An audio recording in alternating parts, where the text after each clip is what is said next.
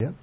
Hello, I'm David Hughes, and in 1939 the Kindertransport children began coming over to Harwich, and I was at Cambridge as a student, and my mother said they need volunteers at Dovercourt, so I went there where I ran the post office, where pretty well every child came sometime during the day.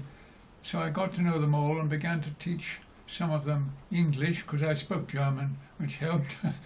And there were two children, a brother and sister, and they'd had a bad experience of going to the wrong foster mother, and so they'd come back to the camp. So I rang my mother and said, could you possibly give a home to them? And she said yes. So they came to us in York, and Harry, the boy, he was 11, he did very well at school and university, founded his own business and got the MBE from his adopted country. And there was such a, I remember a lot of chatter, happy chatter, all the time. They were generally cheerful, the children. It was very cold, bitterly cold in January, but there was a great big stove in the middle of the big hall, and they crowded around that. And there was plenty of hot water for baths and that sort of thing. But generally speaking, I remember this happy chatter. Of course, thank goodness they'd got out of Germany, but their parents were still there, of course.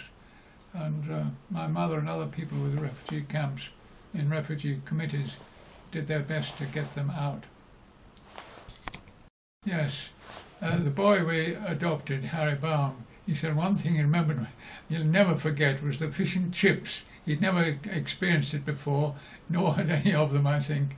I think the local chippy must have helped there to make a present of all of them, and he never forgot his first fish and chips. They also went to the pictures to see Snow White and the Seven Dwarfs, I think. And there were plenty of games and that sort of thing, but it was sort of midwinter, so you didn't really want to walk outside much. And when I came away, inadvertently I brought the key of my little chalet with its brass fob marked H13, or in German Hardreizen, and I have carried that in my pocket ever since to remind us all of that terrible time.